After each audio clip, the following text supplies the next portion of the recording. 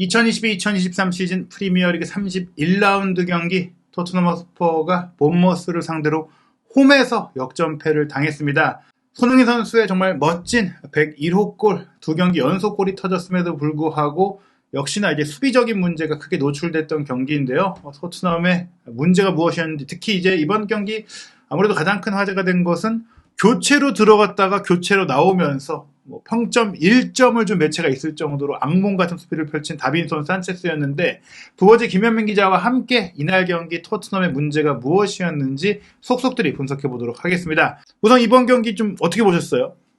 이번 경기 전반전은 물론 손흥민 선수하고 일단 페리시치의 둘의 호흡이 좀 잘 맞는 것들이 확실히 갈수록 나아지고 있구나라는 생각이 들면서 이대로면 괜찮겠는데 싶었는데, 이제 그럼에도 토트넘이 너무 내려서서 플레이를 하는 장면들이 좀 있었고, 이게 약간 좀 불안하다 싶었는데 거기서 이제 랑글레가 부상을 당하고 나서 경기가 터져버렸죠. 어떻게 보면 이제 토트넘이 올 시즌에 많은 선수들이 부상으로 빠졌던 게 사실 이제 여파가 있었던 것 같긴 해요. 아시다시피 그나마 제 몫을 해주던 벤 데이비스도 부상으로 빠졌고, 또 전반기에는 그렇게 욕을 먹다가 후반기에 좀 잘해주던 에메르송 로얄도 그렇죠. 빠진 데다가 랑글레도 사실 그렇게 성에 차지 않았는데 손녀죠. 그러니까 랑글레가 빠져놓고 보니까 미안하다 랑글레, 네.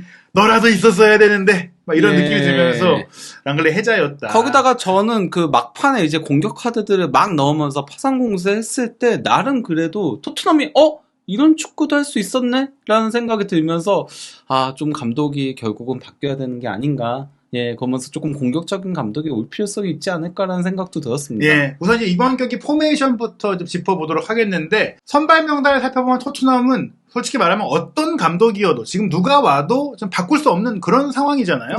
왜냐하면 이제 풀백을 쓰게 된다면은 페리시치랑 포로가 좌우 풀백에 서야 되는데 이 선수들은 윙백에서도 수비력이 약점이 있거든요. 이번 경기에서도 포로가 특히 그 부분을 여실히 드러냈었죠. 그렇기 때문에 사실 포백을 쓰기는 힘든 상태긴 하죠. 게다가 공격 라인도 히샤이송 선수가 부상해서 돌아왔다고는 하더라도 풀핏이라고 할 수는 없고, 단주마 같은 경우에 임대로 들어와서 경기를 계속해서 많이 해오지 않았기 때문에 손케 쿨트리오를 바꿀 수가 없다. 그리고 미드필드 라인도 벤탄쿠르가 시즌 아웃이고, 거기에 비수마까지도 시즌 아웃이고, 스킵하고 호이베르를 쓸 수밖에 없잖아요.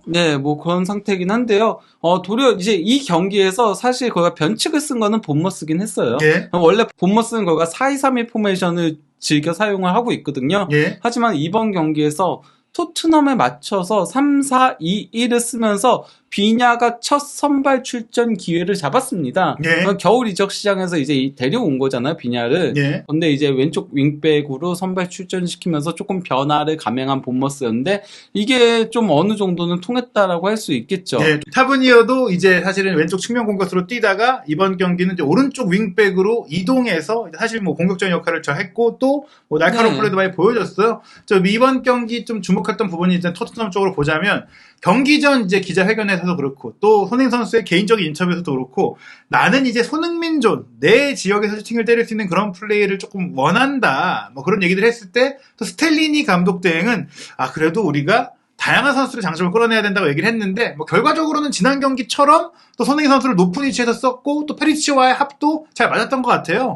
그 과정에서 이제 그 토트넘에서 선제골이 나왔던 거였는데요. 랑글레 그 롱패스도 좋았죠. 랑글레 특유의 이런 장기가 나왔던 거였는데, 랑글레가 롱패스 넘겨준 거를 페리시치가 박스 안에서 받아가지고 이제 컷백을 줬고, 이를 이제 손흥민 선수가 그대로 골을 넣은 거였는데요. 이때만 하더라도 토트넘이 이제 쉽게 경기를 가져가나 싶었고, 손흥민 선수도 앞으로는 조금 꽃길을 걸을 시기가 아닌가라는 약간 좀 기대감을 부풀어 오르게 했었죠. 말씀드린 대로 손흥민 선수의 위치가 전반적으로 높기도 했고, 페리치와도 역할 분담이 잘 된 데다가, 지난번 경기는 사실 페리치 선수가 그냥 툭 밀어준 거를 손흥민 선수가 원더골을 넣었던 것이지만, 이번 경기는 솔직히 페리시 선수가 조금 작심하고, 그리고 손흥민 선수의 위치를 파악하고 넣어라! 약간 밥상을 차려줬잖아요. 좀 그거 완벽한 패스를 줬었죠. 이게 그러니까 조금만 빨랐어도 슈팅을 가져가기 힘들었는데 툭 하면서 속도를 늦추면서 약간 좀 차분하게 패스를 준 장면이었습니다. 그리고 평소에 페리시였다면 케인에게 크로스를 할 수도 있었어요. 케인도 들어오고 있었는데, 이것은 확실히 어쩔 수 없이 준 게 아니라 손흥민 선수에게 줬다. 예. 그 둘 사이에 불화는 없다. 이렇게 보시면 될 것 같고요. 그래서 둘이 이제 막 그렇죠. 껴안았었잖아요. 서로 좋아했어요. 예, 예. 그리고 이후에도 약간 좀 계속 그 토트넘은 왼쪽 측면 위주로 공격을 전개해 나갔거든요. 그러니까 랑글레, 스킵, 손흥민, 페리시치까지 왼쪽 중심으로 플레이들이 이루어졌는데 21분경에 이제 스킵이 전진 패스를 찔러준 거를 손흥민 선수가 받아서 볼을 끌고 가면서 양발 드리블을 하면서 여기서 그러니까 상대가 손흥민 선수가 양발에 다 능하니까 어떻게 하지 못하다가 손흥민 선수가 측면으로 빠져서 슈팅을 가져갔는데 이제 골키퍼 선방에 막혔었죠. 그 헛다리 짚기를 했는데 그렇게 헛다리 짚기가 좀 이제 투박한 느낌도 있긴 했거든요. 하지만 그러니까 한쪽으로 치면 바로 슈팅이 가능하기 때문에 수비가 감히 달려들지 못하면서 점점 물러서게 됐었어요. 네. 그리고 왼발 슈팅을 때린 것을 네투가 막아냈고요. 그리고 손흥민 선수가 약간 조금 그러니까 허를 찌른 부분도 있는 거죠. 왜냐면 그래도 기본적으로 손흥민 선수는 접고 때리는 걸 좋아하는데 오른쪽이건 왼쪽이건 도리어 측면으로 가가지고 때리는 장면이었던 거였죠. 23분경엔 이번엔 이제 손흥민 선수가 조금 중앙 쪽으로 와가지고 호이비에르의 패스를 받아서 상대 다리 사이로 패스를 찔러줬고 마치 이제 지난 경기 때 기점이 됐던 그 패스처럼 그렇게 찔러줬고 이걸 이제 케인이 슈팅으로 가져갔는데 골키퍼한테 막혔습니다. 예, 사실 이제 손흥민 선수가 뭐 월드컵 때도 포르투갈과의 경기에서 황희찬 선수의 결승골을 가랑이 사이 패스로 이제 만들어냈는데 이게 다 우연이 아니라 실제로 손흥민 선수가 다리를 보고 찔러 넣는 것 같아요. 예. 이 장면도 굉장히 좋은 패스였고요. 근데 이제 그 29분부터 약간 조금 흐름이 바뀌기 시작했어요. 이때부터 본머스가 도리어 공세적으로 나오기 시작을 했던 거였는데요. 특히 이제 테버니어의 플레이가 상당히 좋았죠. 이거는 이제 측면에서 패스를 받아가지고 홀로 이제 접고 가면서 수비 두 명을 제끼고 왼발 가마차기 슈팅을 가져갔는데 요리스 골키퍼가 이건 상당히 잘 막았죠. 예, 손코트 쳐냈는데요. 이런 가운데 서서 이제 테버니어 중심으로 본머스가 공격을 전개하니까 토트넘 왼쪽 측면이 조금씩 흔들리기 시작을 했고 여기서 조금 불안불안하다는 느낌이 들었을 때 공교롭게도 36분경에 랑글레가 부상을 당하면서 그러면서 이제 산체스가 교체 투입되는 장면이 있었죠. 예전에 왼쪽 스토퍼를 뺐을 때 산체스가 들어가면서 산체스가 왼쪽에서 뛰었거든요. 예. 근데 그때는 패스 공급이 너무나도 안 되다 보니까 이걸 조금 의식해서 그랬는지 이번에는 로메로가 왼쪽으로 가고 산체스가 오른쪽에서 뛰는 장면들이 있긴 했었습니다. 그래도 먼저 교체 카드가 쓰이고 나서 슈팅을 가져간 거는 토트넘이긴 했어요. 그러니까 그 다이어 선수가 롱패스를 넘겨준 거를 손흥민 선수가 받아서 이제 컷백을 줬고 이걸 이제 케인이 중거리 슈팅으로 가져갔는데 골대로 훌쩍 넘어갔었죠. 이 경기에서는 케인의 슈팅감이 이전과는 다르게 안 좋았어요. 사실 뭐 밑으로 내려와서 많은 역할을 해줬고 또 케인답게 뭐 잘해줬던 플레이도 있지만 마침표를 찍는 과정에선 헤더든 뭐 발로 하는 슈팅이든 다 좀 부정확하더라고요. 네. 이 경기에서 케인이 정말 밑으로 많이 내려왔어요. 거의 평균 위치 보면은 수비형 미드필더 위치까지도 내려왔었거든요. 케인 너도 밑에서 뛰니까 위에서 슈팅하기 힘들지. 그렇죠. 그래서 슈팅 정확도가 안 좋더라고요. 그렇죠. 평소랑 다르게. 이게 사실 손흥민 선수가 많이 해보면서 마지막에 힘이 빠져서 이제 슈팅이 이전보다 좀 떨어졌던 면이 있었는데 이번에는 케인이 그걸 느꼈다. 예. 이러한 가운데 이제 정말 어처구니 없는 실수에서 본머스의 동점골이 나왔었는데요. 여기서 사실 그 포로가 볼을 끌 이유가 없었는데 볼을 끌다가 비냐한테 가로채기를 당했고 이 루즈볼을 빌링이 패스를 준 거를 솔랑케가 그대로 찔러줬고 이걸 이제 비냐가 골 넣었는데 이 장면에서 사실 그가 단순히 포로만이 아닌 산체스도 실수가 있었어요. 일단 산체스가 포로한테 준 패스가 그렇게 좋지 못했어요. 그러다 보니까 이렇게 에어싸이게 된 거였는데 근데 사실 여기서 그러면 포로가 걷어냈어야 되는데 드리블을 무리해서 시도하다가 빼앗긴 거고 또 빼앗겨서 역습에 갔을 때 산체스가 빠르게 커버를 들어왔어야 되는데 이 커버가 늦다 보니까 비냐한테 너무 쉽게 실점을 허용했던 거였죠. 예, 말씀하신 대로 이제 포로 같은 경우에는 사실 토트넘 입단 초기에도 이런 것들 좀 보였다가 호되게 당하고 최근에 개선되는 듯 했지만 산체스와 함께 합을 맞추니까 또 이런 문제가 복합적으로 드러났다. 그리고 말씀하신 대로 산체스가 원래는 빠른 선수인데 조금 느슨하게 쫓아간 게 아니냐. 이런 문제들이 있었고요. 하지만 이제 토트넘이 그 전반전 추가 시간 3분경에 다시 한번 조금 기회가 있긴 했었거든요. 그러니까 페리시치의 프리킥에서 시작된 그 찬스에서 혼전 상황에서 이제 손흥민 선수가 슈팅을 과감하게 가져갔는데 이게 골키퍼 약간 조금 정면으로 향하면서 그래도 앞에 수비가 있었기 때문에 시야가 가려졌어 가지고 쉽게 막지는 못했지만은 어쨌건 그 조금 강력한 슈팅을 가져가긴 했었죠. 전반전은 토트넘이 슈팅은 더 많긴 했어요. 그러니까 뭐 8대5로 더 많았고 기대 득점도 0.81골로 0.65골에 본머스보다 더 많긴 했는데 근데 경기 내용적인 부분은 그렇게 좋지는 못했다라고 할 수 있어요. 일단 뭐 점유율에서 54대 46으로 본머스가 더 앞서기도 했고요. 공격 위협도 그래프를 보더라도 한 25분경까지는 토트넘이 우위를 점했지만은 그 이후로는 도리어 본머스가 더 공세를 펼친 거거든요. 실점을 허용하기 이전부터 이미 밀리는 지점들이 있었어요. 이때 토트넘이 조금 더 공격적으로 나서줬어야 되는데 너무 내려앉으면서 두들겨 맞다가 결국 이런 실수가 발생을 했다고 볼 수 있는 거거든요. 거기다가 이 구역별 점유율을 보더라도 토트넘이 이 경기에서 조금 너무 내려서서 플레이한 게 아닌가라는 게 보이는 거죠. 본머스가 점유율이 높았던 게 무의미한 점유율이 높았던 게 아니에요. 수비 진영에서 패스를 돌렸던 게 아니고 도리어 토트넘 진영까지 올라와서 플레이를 했던 거였거든요. 단지 그 토트넘의 공격수들의 질적 수준이 더 높다 보니까 슈팅을 더 많이 가져갔던 거지. 그래서 손흥민 선수가 슈팅을 많이 가져갔던 거였지. 사실상 경기 내용 자체는 전체적으로 놓고 보면은 본머스가 전반전에는 조금 더 근소하게 우세였다라고 할 수 있습니다. 예, 사실 실제로 스텔리니 감독 때도 이제 경기를 마치고 나서 인터뷰를 하면서는 선제골을 넣고 앞서갈 때 우리 선수들이 좀 더 적극적으로 두 번째 골을 노렸어야 되는데 그런 것들이 아쉽다라고 말한 걸 보니까 스텔리니 감독 대행이 이제 골을 넣고 우리가 지키자고 한 게 아니라 선수들이 스스로 조금 물러섰다라는 이제 그런 뉘앙스의 이야기를 했습니다. 네. 그리고 이건 이제 전반전 평균 위치와 공격 방향인데요. 일단 손흥민 선수가 상당히 위에서 뛰고 있는 게 확인을 할 수 있는 거죠. 예. 거기다가 왼쪽 측면 위주로 플레이를 했다는 것도 공격 방향 비율 보면은 무려 43.6%가 왼쪽 측면에서 이루어진 거에서도 확인을 할 수 있는 거죠. 반면 이제 오른쪽에서는 포로가 아니 공격적으로 나선 것도 아니거든요. 평균 위치 보면 도리어 로메로보다 더 밑에 있어요. 예. 그런데도 수비적으로 불안한 요소들을 계속 드러냈었다는 게 참 아쉬운 부분이고 이 선수의 결국은 조금 한계점이 아닌가 싶기도 해요. 패스 네트워크인데 1분부터 이제 34분까지의 패스 네트워크예요. 예. 이거 보더라도 이제 페리시치와 손흥민 선수가 많이 패스를 주고받는 장면들, 그리고 왼쪽 측면 위주로 플레이가 되는 장면들이 있고 포로는 저기 밑에 내려가 있죠. 예, 포로가 이제 상대의 측면 공격에 밀려서 좀 고전을 한 부분들도 있었고 오히려 네. 이제 로메로가 올라가서 이제 기점 패스를 좀 보내는 부분들이 좀 있었다고 볼 수 있겠고요. 예, 심지어 본머스도 어쨌건 간에 토트넘이 이제 왼쪽 측면 위주로 공격을 하다 보니까 본머스도 오른쪽에서 무언가 하려고 계속 만들어가긴 했어요.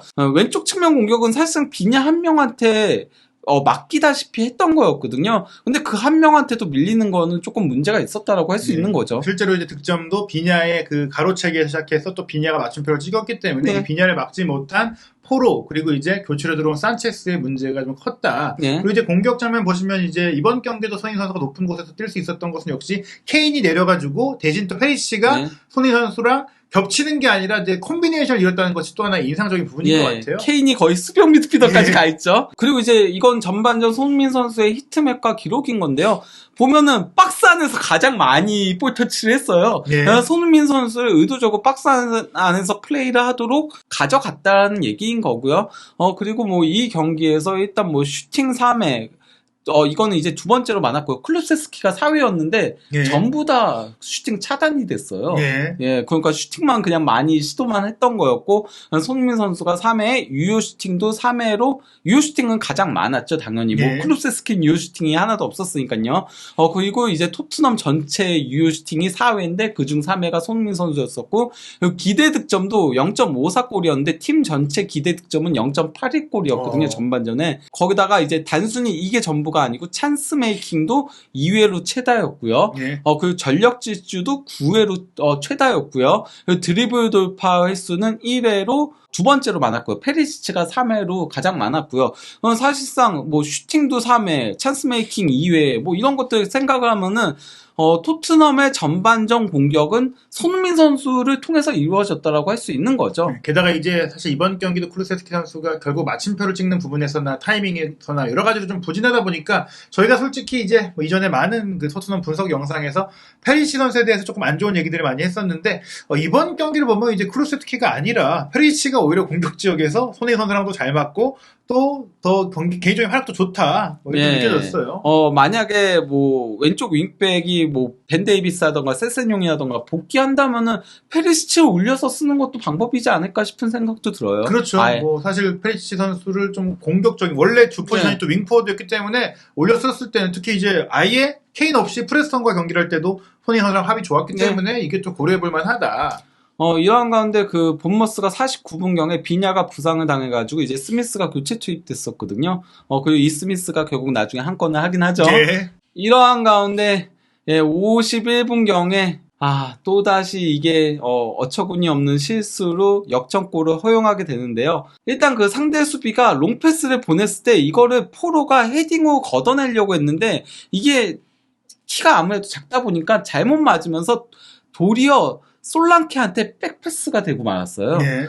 그리고 이제 솔랑케가 테버니어한테 패스를 주고 여기서 이제 테버니어가 볼을 끌고 들어갔을 때 산체스가 이거를 걷어내려고 하다가 도리어 솔랑케한테 패스를 주면서 그러면서 실점을 허용하고 말았죠. 이게 뭐 자책 패스에 가까운 어떻게 보면 이제 뭐 본인은 걷어내려는 의도라고 했겠지만은 골문 앞이잖아요. 네. 다른 데로 걷어내야죠. 오히려 이제 바깥으로 내보내서 코너킥을 만들든지 네. 골대 방향으로 가는 상대팀 공격수에게 이제 줬고 또 이걸 솔랑케가 멋진 칩샷으로 이제 해결하면서 역전을 당했습니다. 네, 근데 이것도 어쨌건 결국은 포로와 산체스 이 둘에서 실수가 유발됐다라고 할 수 있는 거죠. 예. 결국 역전을 허용하자 이 경기 토트넘은 무조건 이겨야 되는 경기였거든요. 그러니까 예. 무승부도 되는 경기가 아니었어요. 그러다 보니까 이제 58분경에 부진했던 산체스를 빼고 단주마를 넣으면서 4-2-3-1 포메이션으로 전환을 했습니다. 이후에는 토트넘의 파상 공세가 이루어졌어요. 본머스도 이기고 있다 보니까 아예 내려앉았거든요. 내려앉고 토트넘도 공격적으로 플레이를 하면서 58분부터 77분 히샬리송이 교체 투입되기 이전까지는 슈팅 숫자가 10대 1이었고요. 예. 점유율도 75대 25였고요. 또 이제 유효 슈팅도 3대 1이었고요. 뭐 전체적인 기록들에서 압도를 했다라고 할 수 있는 거죠. 하지만 여전히 골이 나오지 못하자 그리고 어쨌건 슈팅 10회 중에 유효 슈팅이 3회라는 거는 정확도가 그렇게 좋지 못했다는 거잖아요. 예. 거기다 뭐 케인의 슈팅이 골키퍼 정면으로 향하고 좀 그런 장면들이 있었다 보니까 날카로움은 부족하니까 이제 77분경에 아예 스킵도 빼고 히샬리송을 넣으면서 4-1-3-2 포메이션 공격수를 5명 배치하는 포메이션으로 전환을 했습니다. 굉장히 과감한 시도예요. 네, 중원에는 호이비에를 딱 한 명만 내세우는 그런 형태였는데요. 이러한 가운데 이제 그 79분경에 본머스 역시 이제 빌링하고 테버니어 원래 이 선수들이 본머스에서는 핵심 선수들이거든요. 예. 하지만 과감하게 이 선수들을 빼고 부상에서 복귀한 센터백인 세네시와 그리고 또 다른 측면 자원인 와타라를 넣으면서 수비를 조금 더 강화하는 모습이었는데요. 이러한 가운데 이제 그 토트넘이 골을 넣을 수 있는 기회가 있었죠. 86분경에 롱패스를 넘겨준 이거를 이제 그 단주마가 헤딩으로 떨궈줬고 히샬리송이 골을 넣었는데 문제는 이때 그 단주마가 이미 옵사이드 위치에 있었던 거였죠. 헤딩 패스를 하기 전에. 그래서 골이 무효가 됐고요. 하지만 결국 이제 그 88분경에 토트넘의 동점골이 나왔습니다. 그 페리시치가 롱스로잉을 연결해 준 거를 메팜이 이제 헤딩으로 걷어낸다는 게 이게 잘못 빗맞으면서 이제 뒤로 흘렀고 이걸 이제 그 단주마가 과감하게 중거리 슈팅으로 가져간 게 상대 수비 살짝 굴절되면서 골이 된 거였죠. 예, 이때까지만 해도 이제 극적인 좀 역전골도 기대할 수 있겠구나라는 생각이 들었는데 오히려 본머스가 골을 넣었어요. 예, 그러고 나서 토트넘 선수들의 에너지 레벨이 확 떨어졌어요. 예. 그러니까 확실히 그 골을 넣기 위해서 선수들이 오버해서 조금 뛰었던 오버하는 게 있었어요. 그러다 보니까 갑자기 막 선수들이 기어다니더라고요. 그러면서 막 페리시치가 막 땅볼인데도 불구하고 머리로 이렇게 걷어내려고 막 들이내밀고 막 이런 장면들도 있었는데 결국 추가 시간 5분경에 스미스가 이제 롱패스를 내줬고 여기서 이제 솔랑케가 볼을 끌고 가는데 선수들이 쫓아가지 못했어요. 쫓아가지 못한 상태에서 솔랑케가 와타라한테 패스를 줬고 여기서 이제 호이비에르가 커버를 들어오긴 했으나 와타라가 이렇게 방향을 전환을 하니까 여기서도 확실히 지치게 보인 게 못 쫓아갔어요. 못 쫓아가면서 거기서 이제 와타라가 오른발 슈팅으로 골을 넣은 거였습니다. 이대로 이제 경기는 3대2 본머스의 승리로 막을 내렸는데요.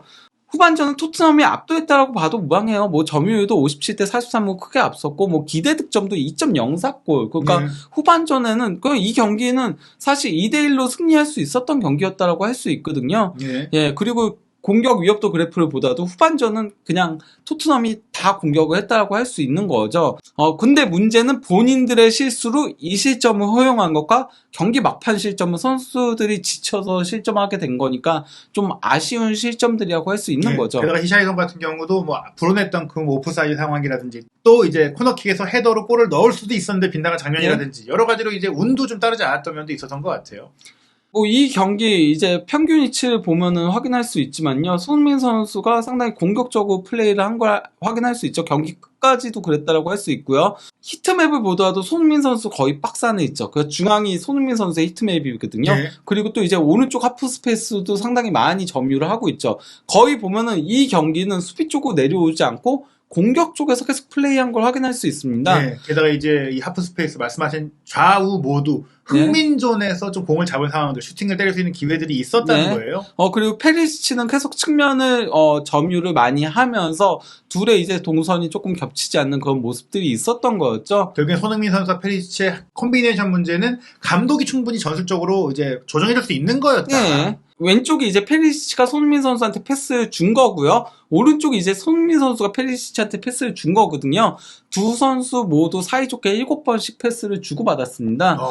특히 이제 페리시치가 전반전에는 6번의 패스를 손흥민 선수한테 줬었어요. 근데 후반 와서 이게 줄어든 게 손흥민 선수가 어쨌건 위치가 막 바뀌기도 하고, 그리고 이제 공격 숫자를 많이 넣으면서 공격적으로 아예 올라가다 보니까, 그래서 조금 줄 수 있는 기회가 한 번밖에 없었던 거였지, 전반전엔 정말 많은 패스들을 줬고, 그리고 이게 서로가 서로한테 가장 많은 패스를 준 거예요. 예. 그러니까 예. 손흥민 선수와 페리시치가 충분히 전술적으로는 좋은 파트너가 될 수 있다는 것들을 이제 2경기 연속 좀 보여준 것이다. 네. 근데 이제 결국 문제는 수비 쪽에 있었던 거였거든요. 일단 뭐 다빈손 산체스는 뭐 23분 뛰고도 볼 경합 5번 해가지고 2번 성공하고 3번 실패한 거니까 성공보다 실패가 더 많았고요. 그리고 포로는 진짜 두고두고 문제죠. 프리미어 리그에서 몸싸움이 너무 안 돼요. 그러니까 매 경기마다 볼 경합 관련해서는 최하위예요. 예. 예, 그러니까 성공 3번 했고 11번 실패를 한 거거든요. 이 11번의 실패는 정말 수비수로서는 경악스러운 수치라고 할 수 있겠습니다. 네. 그리고 이 경기 포로의 기록을 놓고 보면요. 크로스는 확실히 좋아요. 13번 시도해가지고 5번 성공이면 굉장히 좋은데, 패스 성공률 74% 약간 조금 아쉬운 부분이라고 할 수 있고요. 빅찬스 한번 만들어낸 거 좋죠. 공격은 좋아요. 근데 드리블 5번 시도해가지고 1번 성공. 거기서 뺏겨가지고 결국 실점한 거잖아요. 그리고 그라운드볼 14번 시도해가지고 5번밖에 성공하지 못하고, 공중볼은 아예 뭐 경합조차 해보지도 못하고, 또 소유권 히든레스 23회로 가장 많아요. 근데 매 경기마다 포로가 소유권 히든레스가 가장 많아요. 토트넘에서는. 이런 거는 상당히 문제가 있다는 거죠. 거기다가 드리블 돌파 허용도 3회로 가장 많이 허용했고, 그러니까 수비가 안 되는 거예요. 말 그대로 하이패스처럼 그냥 돌파를 허용한다는 거거든요.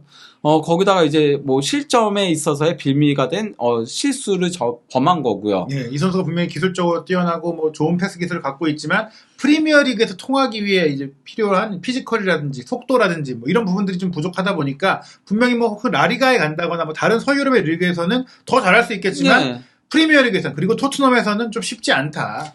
산체스 같은 경우는 23분 뛰면서 뭐 클리어링 1번, 태클 2번, 그리고 드리블 돌파 허용 1번. 예, 그 짧은 시간에 센터백이 드리블 돌파 허용하면 어쩌자는 건가요?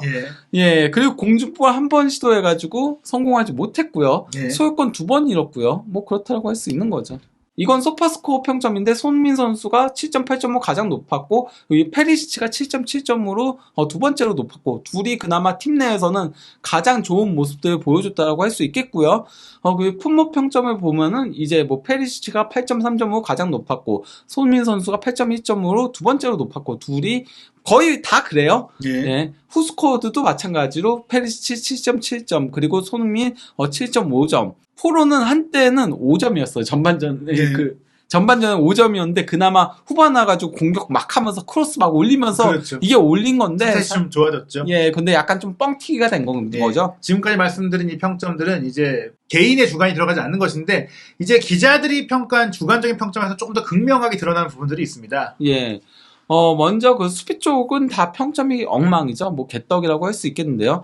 다이어는 평점 4점으로 첫 두 골에서 반응이 늦었고 세 번째 골에서는 위에 있었다. 아예 이렇게 평가를 했고요. 예, 이게 풋볼 런던의 토트넘 담당 기자인 알레스테어 골드 네. 기자의 경기 평점인데요. 예, 그리고 포로도 4점을 받으면서 비냐가 골을 넣을 수 있도록 선물한 순간을 포함해 1년의 크로스를 올렸음에도 앞으로 거의 나가지 못했다. 그러니까 크로스는 상당히 잘 올렸는데 앞으로 나가지 못했다는 얘기인 거고요.